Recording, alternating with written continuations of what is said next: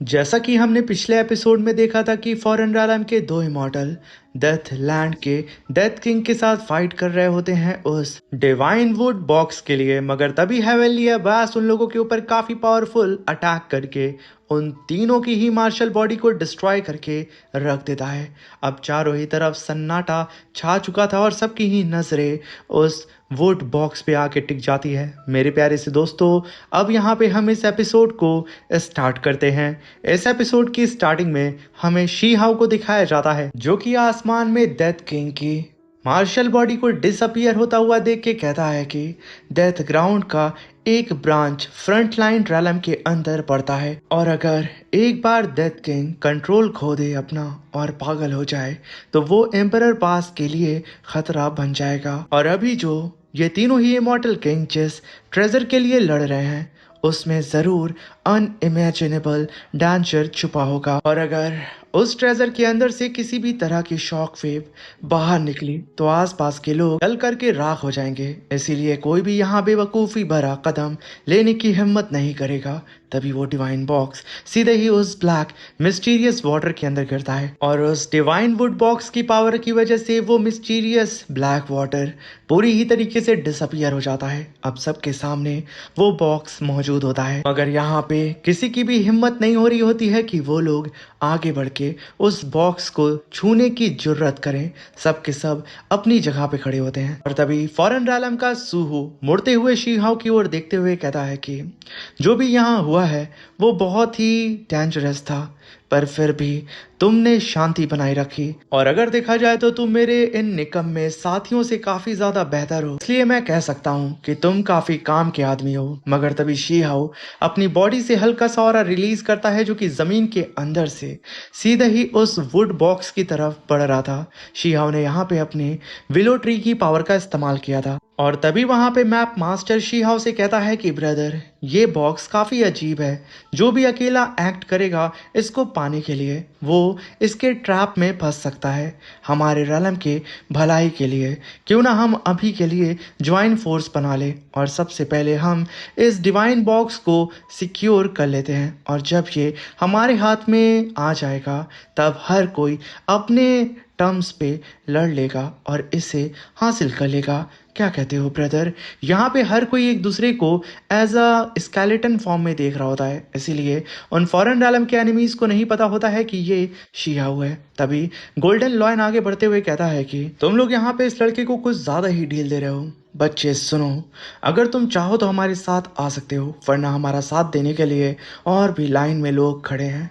मगर तभी map master शीहाव को अपने सामने से गुजरता हुआ देख करके गोल्डन लॉयन का रास्ता रोक देता है और उसे शांत करते हुए आगे बढ़ करके शीहाव से कहता है कि सच बोलूं तो यहाँ तक पहुंचना बहुत बड़ी बात है, इसलिए यहाँ पे सबसे बड़ा सवाल बनता है कि कौन सबसे पहले इस बॉक्स को हासिल करेगा और एंसेस्टर को गिफ्ट करेगा। यहाँ पे फॉरेन रैलम के कल्टीवेटर शीहाव को एज अ स्केलेटन देख रहे होते हैं और उनको ऐसा लगता है कि शीहाव भी उनको स्केलेटन के रूप में देख रहा होगा, मगर ऐसा नहीं। शीहाव साफ साफ उनकी रियल बॉडी को देख पा रहा होता है। वहीं पे वो फॉरेन रैलम के कल्टीवेटर जो कि कंफ्यूज होते हैं कि आखिर ये लड़का उनका साथी है या नहीं। इसी वजह से वो लोग शीहाव के साथ एक अलायंस बना करके उस बॉक्स को हासिल करने की बात कर रहे थे, यानी कि वो लोग शीहाव को बलि का बकरा बनाना चाह रहे थे। और तभी वहां पे फॉरेन रैलम का सूहू आगे बढ़ते हुए कहता है कि साथियों, मुझे थैंक यू कहने की ज़रूरत अब नहीं है तुम सबको। मैं यहाँ अब जो करने वाला हूँ वो सिर्फ एंसेस्टर के लिए है, इसलिए मैंने अपनी इंपीरियल ब्लड लाइन को बाइंडिंग ओथ का रूप दे दिया है। इसलिए सब कोई ध्यान से सुनो। आज हम ये वुड बॉक्स साथ मिलकर हासिल करेंगे। रास्ते में ना तुम मुझे ना मैं तुम्हें नुकसान पहुंचाऊंगा। जो भी इस ओथ को तोड़ेगा उसकी बॉडी और सोल पूरी तरह डिस्ट्रॉय हो जाएगी। अब ये कहते ही यहाँ पे सूहू अपने साथियों से कहता है कि चाल में फंस गया, ये अटैक करके इसे खत्म करो। ये कहने के साथ वो तीनों ही कंबाइंड अटैक सीधा ही शीहाव के ऊपर कर देते हैं। उस अटैक को अपनी तरफ आता हुआ देख करके शीहाव स्पिरिचुअल पावर एनिलेशन मेथड को समन करते हुए अपनी पावर को अनलेश करता है और तुरंत वहां पे six path of reincarnation technique को समन करके अपने सामने स्पिरिचुअल बैरियर बना लेता है, जहां पे उन तीनों ही फॉरेन रैलम के कल्टीवेटर्स का अटैक जो कि एक साथ फ्यूज होकर के शीहाओ के ऊपर जाके हिट करता है, मगर एक धमाके के साथ शीहाओ के सामने जो शील्ड थी उसने उन सारे ही अटैक को होल्ड कर लिया था। ये देख करके मैप मास्टर कहता है कि तुम बिना एक स्क्रैच के बच निकले, आखिर कैसे ये पॉसिबल कैसे हो सकता है? कहीं इसका मतलब ये तो नहीं कि तुम शुरू से ही प्रिपेयर थे कि हम तुम पे अटैक करेंगे? तभी शी हाउ हंसते हुए अपनी पावर को अनलिश करके कहता है कि तुम लोग खुद चलकर मेरे करीब में आ गए, तो आखिर मैं इतने बड़े गिफ्ट को कैसे वेस्ट कर देता? आज मैं तुम सबका हिसाब एक साथ करूंगा। ये सुनकर के गोल्डन लॉयन कहता है कि नहीं, अगर मैं यहाँ पे गलत नहीं हूं तो तुम शीहाओ हो। तुमने हमारे रालम की फॉरबिडन इंपीरियल टेक्निक चुराने की हिम्मत कैसे की? तभी शीहाओ अपनी पावर को अनलिश करते हुए कहता है कि एक ऐसी क्लैन जो हजारों सालों तक घुटनों पर झुकी रही गुलामी में, आज मुझे सिखा रही है। तुम लोग यहाँ पे भूल गए हो तुम कहाँ से आए हो? क्या तुम्हें वाकई लगता है कि फॉरेन रैलम तुम्हारा होमलैंड है? तभी वहां पे गोल्डन लॉयन कहता है कि हमारे क्लैन ने 9 हेवन को चीर कर अपना रास्ता बनाया है। तुम लोग तो हारे हुए कुत्तों के वंशज हो। तुम्हारे लिए सिर्फ डेथ ही बची है शीहाओ। आज मैं तुम्हें काट कर रख दूंगा और पूरा रिकॉर्ड ठीक कर दूंगा। ये कहने के साथ गोल्डन लॉयन अपनी पावर को अनलेश करता है और शीहाओ की तरफ बढ़ता है।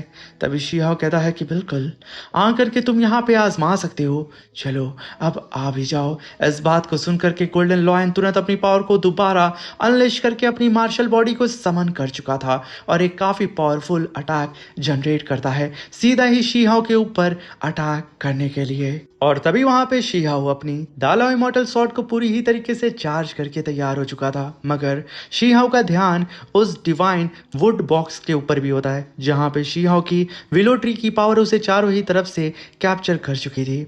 तभी शीहाओ की तरफ उस गोल्डन लॉयन ने काफी पावरफुल अटैक कर दिया था। शीहाओ भी अपनी स्वॉर्ड को स्विंग करते हुए काफी पावरफुल स्लैश अटैक उस गोल्डन लॉयन के ऊपर कर देता है और जैसे ही ये दोनों ही अटैक एक दूसरे के करीब आते हैं, हमें शीहाओ का स्लैश अटैक काफी विशाल नजर आ रहा होता है गोल्डन लॉयन के अटैक से।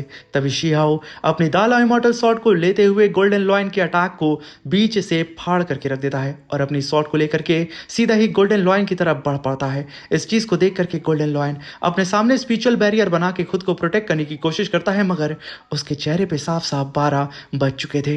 मगर तभी इन दोनों के ही टकरार की वजह से काफी बड़ा स्पिरिचुअल ब्लास्ट हमें वहां पे नजर आता है, जिसकी वजह से वो डिवाइन वुड बॉक्स बहुत ही तेजी से छटक करके दूर जाके गिरता है। तभी वहां पे शीहाओ और वो फॉरेन रैलम के तीनों ही कल्टीवेटर छटक के पीछे जाते हैं। तभी शीहाओ उस वुड बॉक्स को देखते हुए कहता है कि मेरी पावर ने इसे छू दिया है और ना ही मेरे ऊपर कोई अटैक हुआ है, इसका मतलब मैं इस बॉक्स को सीधा ही छू सकता हूँ। और वहीं पे फॉरेन रैलम के तीनों ही कल्टीवेटर्स की निगाहें भी सीधे ही जाकर के उस वुड बॉक्स के ऊपर जाके टिक जाती है। इधर शीहाओ उसे हासिल करने के लिए आगे बढ़ता है, मगर तभी मैप मास्टर उसके ऊपर स्लैश अटैक कर देता है, जो अटैक सीधे ही उस वुड बॉक्स को हिट करके दूर फेंक देता है। तभी मैप मास्टर अपनी पावर को अनलेश करके मल्टीपल स्पीयर अटैक शीहाओ के ऊपर करते हुए कहता है कि शीहाओ, तुम्हें लगता है कि अगर तुम इनविजिबल हो तो तुमसे बड़ा बेवकूफ कोई नहीं है। मैंने यहाँ पे एंसेस्ट्रल टेक्निक का इस्तेमाल करके पूरी ही जगह को सील कर दिया है। तुम्हारे लिए भागने का अब कोई भी रास्ता नहीं बचा है। अब यहाँ पे शीहाओ अपने चारों ही तरफ स्पिरिचुअल बैरियर बना के खुद को प्रोटेक्ट कर रहा होता है, मगर तभी वहाँ पे फॉरेन रैलम का शूहू चिल्लाते हुए अपने साथियों से कहता है कि तुम दोनों मेरे रास्ते से हट जाओ। उसको मारने के लिए तो मैं ही अकेला काफी हूँ। शीहाओ तैयार हो जा। वहीं पे शीहाओ काफी पावरफुल स्लैश अटैक सीधा ही उस फॉरेन रैलम के सूहू के अटैक के ऊपर करता है, जहां पे इन दोनों का अटैक फिर से टकरा करके बहुत बड़ा ब्लास्ट होता है। फिर एक बार ये चारों ही कल्टीवेटर एक दूसरे से दूर हो जाते हैं और साथ में वो वुड बॉक्स भी काफी दूर जाके गिरता है। मगर तभी हम देखते हैं कि फॉरेन रैलम के उन तीनों ही कल्टीवेटर की पावर सप्रेस होने लगती है, साथ में शीहाओ का ट्रांसफॉर्मेशन भी सप्रेस हो जाता है, जिसकी वजह से शीहाओ अब नॉर्मल हो जाता है। तभी वहां पे शीहाओ कहता है कि मैं तो यहाँ पे सोच रहा था कि इस वुड बॉक्स की वजह से ही हम सब के ऊपर एक सील लगी है, मगर ऐसा नहीं है। ये जगह ही हमारी पावर को सप्रेस कर रही। मगर तभी उस वुड बॉक्स के पीछे वो तीनों ही फॉरेन रैलम के कल्टीवेटर्स उड़ते हुए जाते हैं और वहीं पे शीहाओ भी बहुत ही तेजी से उस वुड बॉक्स के करीब जाने लगता है। मगर अचानक से वो डिवाइन वुड बॉक्स बहुत ही तेजी से उन लोगों से दूर भागने लगता है इस चीज को देख करके सब के सब एकदम शॉक्ड हो जाते हैं। तभी वो मैप मास्टर अपने स्पीयर से उस वुड बॉक्स के ऊपर अटैक करके कहता है कि बाहर जाने का सपना भी मत देखना, मेरे हाथ से बच नहीं सकता है तू। तभी एक ब्लास्ट होता है और हम देखते हैं कि इमॉर्टल हर्ब बहुत ही तेजी से उस वुड बॉक्स को लेके भाग रहा होता है। इस चीज को देख करके जी हाउ कहता है कि मतलब ये इमॉर्टल हर्ब सिर्फ मुझे वेपन की तरह यूज नहीं कर रहा था, वो खुद ही ट्रेजर चुराने की कोशिश कर रहा था। शिहाओ अपने विंग्स को समन करते हुए उस इमॉर्टल हर्ब के ऊपर थंडर स्ट्राइक करते हुए कहता है कि इमॉर्टल हर्ब, अगर तुमने उस बॉक्स को छोड़ा नहीं तो मैं तुम्हें बड़ी तकलीफ दूंगा। मगर तब भी वो इमॉर्टल हर्ब रुकता नहीं है और एक पोर्टल के अंदर घुस जाता है, जिसे देख के शिहाओ कहता है कि अच्छा बच्चे, चलो फिर देखते हैं कि आखिर तुम कितना दूर तक भाग सकते हो। वहीं पे शिहाओ के पीछे वो फॉरेन रैलम के कल्टीवेटर्स अटैक कर रहे थे। शिहाओ भी बहुत ही तेजी से उड़ते हुए उस पोर्टल के अंदर घुस जाता है जिसके अंदर इमॉर्टल हर्ब एंटर किया था। तभी शिहाओ जैसे ही उस पोर्टल से बाहर निकलता है वो sudden death ground city of the darkness के अंदर एंटर करता है, जहां पे ताबूत में कई सारे डेथ स्लेब पड़े होते हैं। तभी शिहाओ अपने विलो ट्री की पावर का इस्तेमाल करके उस इमॉर्टल हर्ब का पीछा कर रहा होता है और तभी वो इमॉर्टल हर्ब बहुत ही तेजी से उड़ते हुए एक पोर्टल के अंदर एंटर करता है। उसके पीछे पीछे शिहाओ भी एंटर कर जाता है बिना ही डरे हुए।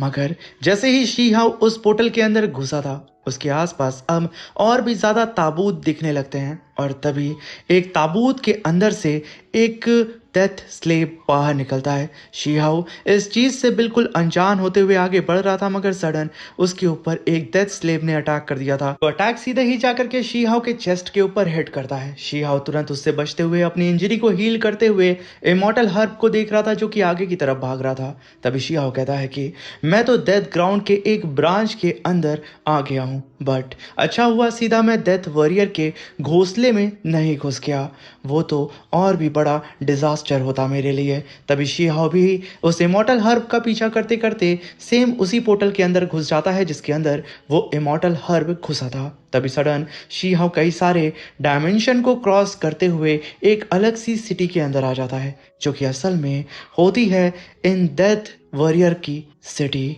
तभी शिहाओ आसपास के नज़ारे को देख करके कहता है कि ऑफ कोर्स डेविल की बात करो और वो हाजिर ना हो, ये तो बेकार है। शिहाओ को पता चल चुका था कि भाई वो तो सीधा ही डेथ वॉरियर के घोंसले के अंदर घुस चुका है। तभी इमॉर्टल हर्ब को एक लड़की पकड़ लेती है। इमॉर्टल हर्ब उसे देख के कहता है कि भेड़िए के घर से निकलकर सीधा टाइगर के मुंह में आ गिरा मैं तो, मेरी आइडेंटिटी एक्सपोज हो चुकी है।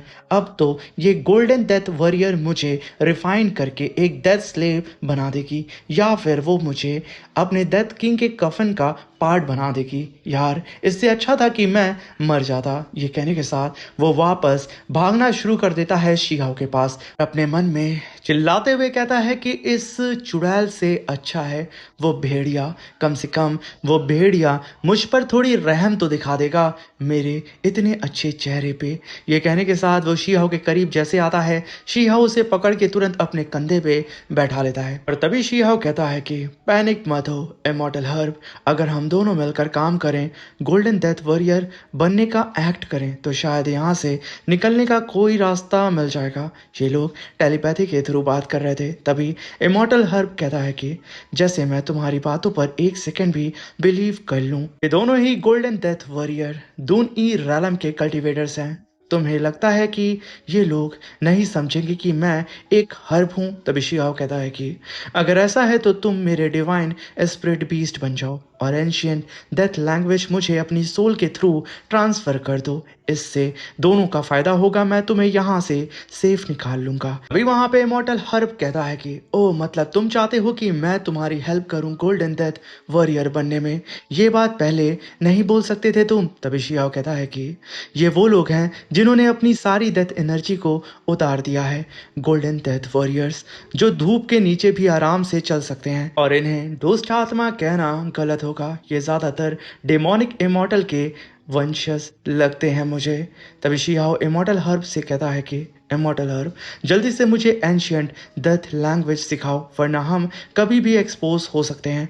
वो दोनों ही गोल्डन डेथ वॉरियर हमारे करीब आ रहे हैं। तभी वहाँ पे इमॉर्टल हर्ब एंशियंट लैंग्वेज को ट्रांसफर कर देता है अपनी सोल के जरिए शिहाओ के बॉडी के अंदर। तभी वहां पे वो दोनों ही गोल्डन डेथ वॉरियर शीहाओ के करीब आकर के उसे ग्रीट करते हैं। और तभी जो सान जेंग होता है गोल्डन डेथ वॉरियर, वो शियाओ से कहता है कि अच्छा तो तुम हो उसके मास्टर, वही तो मैं सोचूं कि एक इमॉर्टल हर्ब यहाँ कैसे अकेले घूम रहा है। ब्रदर, मेरा नाम सान जांग है और ये मेंग है, तो क्या मैं जान सकता हूँ कि आपका नाम क्या है? तभी शियाओ कहता है कि मेरा नाम शियाओ है। मैं अभी एक ट्रेजर की जांच करने में इतना मगन हो गया कि ध्यान नहीं रहा और हर हाथ से निकल गई।